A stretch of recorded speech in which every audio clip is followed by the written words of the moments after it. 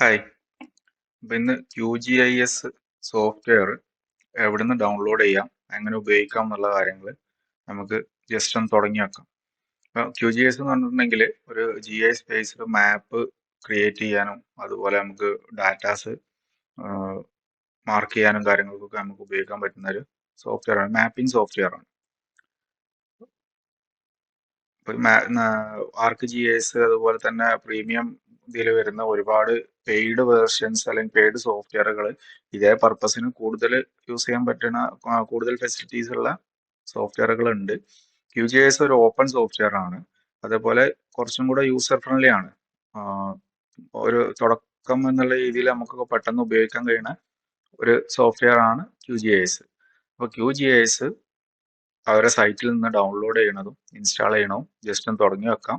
ബാക്കി അടുത്ത വീഡിയോകളിൽ നമുക്ക് QGISന്റെ ഇന്റർഫേസ് അതേപോലെ QGISൽ എന്തൊക്കെ വർക്കുകൾ നടക്കും, QGISൽ എങ്ങനെ വർക്ക് ചെയ്യാം എന്നുള്ളത് ഓരോ സ്റ്റെപ്പ് ബൈ സ്റ്റെപ്പ് ആയിട്ട് ബാക്കി കാര്യങ്ങൾ നോക്കുകയും ചെയ്യാം.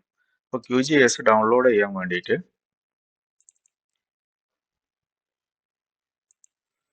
ഗൂഗിളിൽ പോയിട്ട് നമ്മൾ ജസ്റ്റ് QGIS സെർച്ച് ചെയ്താൽ മതി. QGIS ഡൗൺലോഡ് സെർച്ച് ചെയ്ത് കഴിഞ്ഞാൽ തന്നെ നമുക്ക് നേരെ അവരുടെ വെബ്സൈറ്റ് തന്നെ വരും.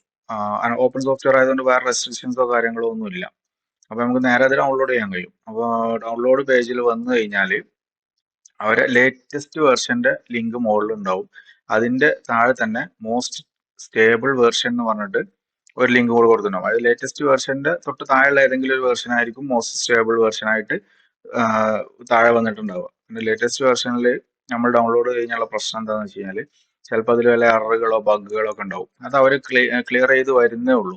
അപ്പോൾ ഈ ലേറ്റസ്റ്റ് വെർഷൻ അനൗൺസ് ചെയ്യുന്നതിന്റെ മുന്നേ അവർ ഏറ്റവും സ്റ്റേബിൾ ആയിട്ട്, അത് എററുകളൊക്കെ പരിഹരിച്ച് ഏറ്റവും സ്റ്റേബിൾ ആയിട്ടുള്ള ഒരു വെർഷനാണ് മോസ്റ്റ് സ്റ്റേബിൾ വെർഷൻ ആയിട്ട് അവർ കൊടുത്തിട്ടുണ്ടാവുക.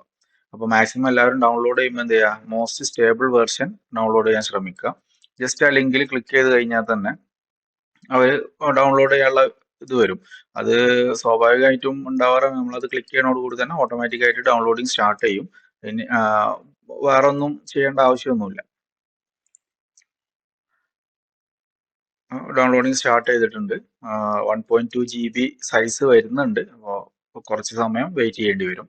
പിന്നെ ഇതൊരു ഓൾറെഡി ഓപ്പൺ സോഫ്റ്റ്വെയർ ആയതുകൊണ്ടും ഇതിനെ സംബന്ധിച്ചിടത്തോളം കമ്പനിക്ക് നിലവിൽ സോഫ്റ്റ്വെയർ സെല് ചെയ്തിട്ടുള്ള വരുമാനങ്ങളൊന്നും ഇല്ലാത്തത് കൊണ്ട് അവർക്ക് എന്ത് ചെയ്യാം, അവർ ഒരു എന്തെങ്കിലും ഡൊണേഷൻ കൊടുക്കുമോ എന്നുള്ള, നമ്മൾ കൊടുക്കാൻ വില്ലിങ് ആണെങ്കിൽ കൊടുക്കാന്നുള്ള രീതിയിൽ അവരുടെ ഡൊണേറ്റ് നൗ ഐക്കണും കാര്യങ്ങളൊക്കെ കൊടുത്തിട്ടുണ്ട്.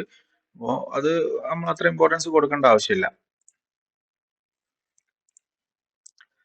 നിലവിൽ നമ്മൾ ഡൗൺലോഡിങ് സ്റ്റാർട്ട് ചെയ്തിട്ടുണ്ട്. അപ്പോൾ ഏറെക്കുറെ 2 hours ഒക്കെയാണ്. QGISന്റെ സെർവർ കുറച്ച് സ്ലോ ആണ് ഡൗൺലോഡിങ് ടൈമിൽ. അപ്പോൾ 2 hours ഒന്നും എടുക്കില്ല, പക്ഷെ എന്നാലും ഒന്ന് കണക്റ്റ് ആയി ഡൗൺലോഡ് ആയി വരാൻ കുറച്ച് സമയം എടുക്കും. അപ്പോൾ നമുക്ക് ഡൗൺലോഡിങ് കംപ്ലീറ്റ് ആയതിനു ശേഷം ബാക്കി എന്തൊക്കെയാണ് ചെയ്യേണ്ടതെന്നുള്ളത് നോക്കാം. കുറെ ഒരു 30 minutes 35 minutes ഒക്കെയാണ് ഡൗൺലോഡിങ് ടൈം കാണിക്കുന്നത്. അപ്പോൾ അത് കഴിഞ്ഞതിന് ശേഷം ഡൗൺലോഡിങ് കംപ്ലീറ്റ് ആയതിനു ശേഷം ഇൻസ്റ്റാൾ ചെയ്യുന്ന കാര്യങ്ങൾ നമുക്ക് നോക്കാം.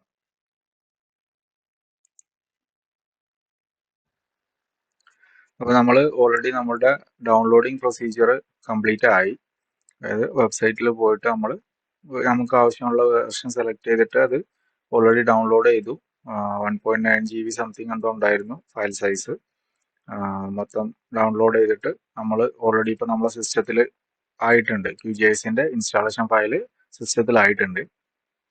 അപ്പോൾ നമ്മൾ ഇനി എന്ത് ചെയ്തതെന്ന് വെച്ച് കഴിഞ്ഞാൽ, നമ്മൾ ഓൾറെഡി ഡൗൺലോഡ്സിലായിരുന്ന ഡൗൺലോഡ്സിൽ നിന്ന് നമ്മൾ പെട്ടെന്ന് ആക്സസ് ചെയ്യാൻ വേണ്ടിയിട്ട് ഡെസ്ക്ടോപ്പിലേക്ക് ആ ഐക്കൺ കോപ്പി ചെയ്തിട്ട് പേസ്റ്റ് ചെയ്തിട്ടിട്ടുണ്ട്. അപ്പോൾ ഇതാണ് നമ്മൾ ഡൗൺലോഡ് ചെയ്ത QGISന്റെ സെറ്റപ്പ് ഫയൽ. അപ്പോൾ ഇതിൽ ജസ്റ്റ് ഡബിൾ ക്ലിക്ക് ചെയ്ത് കഴിഞ്ഞാൽ നമുക്ക് ഇൻസ്റ്റാളേഷൻ പ്രൊസീജിയർ സ്റ്റാർട്ട് ആവും.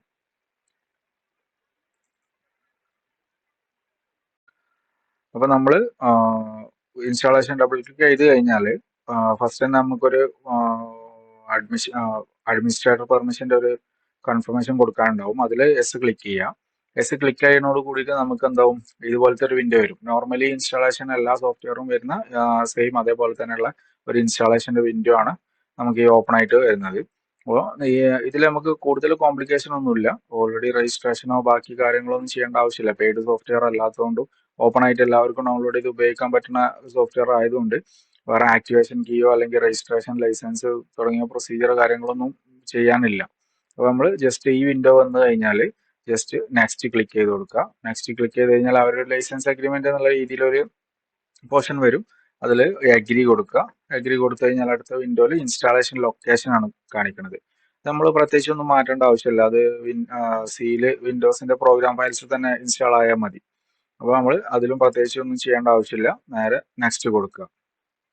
നെക്സ്റ്റ് കൊടുത്തു കഴിഞ്ഞാൽ നമുക്ക് അവിടെ QGIS ഇപ്പോൾ നമ്മൾ ഓൾറെഡി എന്തായാലും ഇൻസ്റ്റാൾ ചെയ്യാൻ ചൂസ് ചെയ്ത സാധനമാണ്. അത് ഓൾറെഡി ടിക്ക് ചെയ്ത് കിടക്കുന്നുണ്ടാവും. പിന്നെ അഡീഷണൽ എന്തെങ്കിലും ആണെങ്കിൽ ഈ മൂന്നെണ്ണത്തിൽ നമുക്ക് ആവശ്യമുള്ള ടിക്ക് ചെയ്യാം. അപ്പം നിലവിൽ ഞാൻ QGIS മാത്രമേ ഇൻസ്റ്റാൾ ചെയ്യണുള്ളൂ. ബാക്കിയുള്ള കാര്യങ്ങളൊന്നും ചെയ്യണില്ല. അങ്ങനെ QGIS ഓൾറെഡി ടിക്ക് ചെയ്തതാണ്. അപ്പോൾ നമ്മൾ നേരെ എന്ത് ചെയ്യുക, ഇൻസ്റ്റാൾ എന്നുള്ള ബട്ടൺ ക്ലിക്ക് ചെയ്യുക. ഇൻസ്റ്റാൾ എന്ന ബട്ടൺ ക്ലിക്ക് ചെയ്യുന്നതോട് കൂടിയിട്ട് നമുക്ക് ഇൻസ്റ്റാളേഷൻ പ്രൊസീജിയർ സ്റ്റാർട്ട് ചെയ്യും. പിന്നെ നമ്മളൊന്നും ചെയ്യേണ്ട ആവശ്യമില്ല. ഒരു 2-3 മിനിറ്റ് നമ്മൾ വെയിറ്റ് ചെയ്ത് കഴിഞ്ഞാൽ ഇൻസ്റ്റാളേഷൻ നമ്മുടെ സിസ്റ്റത്തിന്റെ പെർഫോമൻസ് അനുസരിച്ചിട്ട് ഈ ഇൻസ്റ്റാളേഷൻ പ്രൊസീജിയർ കംപ്ലീറ്റ് ആവും.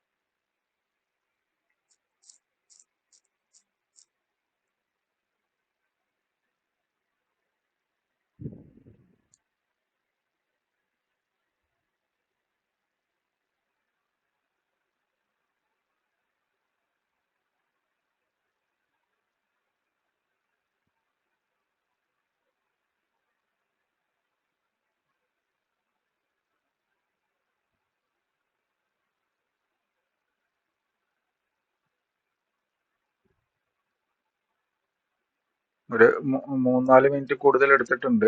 കാരണം ഞാൻ അതിൻ്റെ ഇടയിൽ സ്കിപ്പ് ചെയ്ത് പോവുകയാണ് ചെയ്തിട്ടുള്ളത്. സിസ്റ്റത്തിന് പെർഫോമൻസ് അനുസരിച്ച് പെട്ടെന്ന് തീരും. അല്ലെങ്കിൽ എത്രയാണോ നമ്മുടെ സിസ്റ്റത്തിന്റെ പെർഫോമൻസ് എത്രയാണോ അതിനനുസരിച്ച് ടൈം എടുക്കും.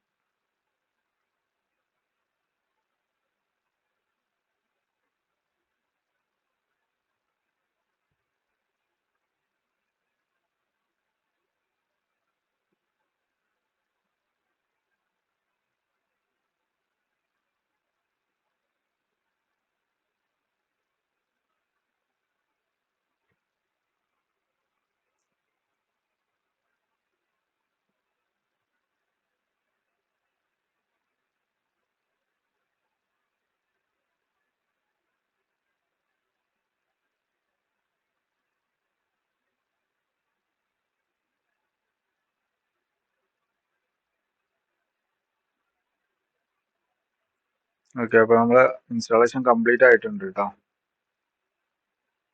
ഓക്കെ, ഇൻസ്റ്റാളേഷൻ കംപ്ലീറ്റ് ആയി. നമ്മൾ ഫിനിഷ് കൊടുക്കുക. ഇപ്പോൾ ഇൻസ്റ്റാളേഷൻ പ്രൊസീജിയർ എന്ന് പറഞ്ഞിട്ട് നമുക്ക് ഇത്രയാണ് ചെയ്യാനുള്ളൂ. കൂടുതലൊന്നും കൺഫ്യൂഷൻ ആയിട്ട് ചെയ്യാനോ അങ്ങനത്തെ ബുദ്ധിമുട്ടുള്ള പോർഷൻസോ ഒന്നും കാര്യങ്ങളൊന്നും വരുന്നില്ല. ലൈസൻസ് ആക്ടിവേഷൻ പ്രൊസീജിയറുകളോ അങ്ങനത്തെ പ്രശ്നങ്ങളൊന്നുമില്ല. അത് തീർന്നു കഴിഞ്ഞാൽ ഇൻസ്റ്റാളേഷൻ കംപ്ലീറ്റ് ആയി കഴിഞ്ഞാൽ നമുക്ക് QGIS സോഫ്റ്റ്വെയർ നമ്മൾ സ്റ്റാർട്ട് മെനു പോയിട്ട് ഓപ്പൺ ചെയ്യാം. അത് കണ്ടില്ലെങ്കിൽ നമ്മൾ സെർച്ച് ചെയ്തെടുത്താൽ മതി.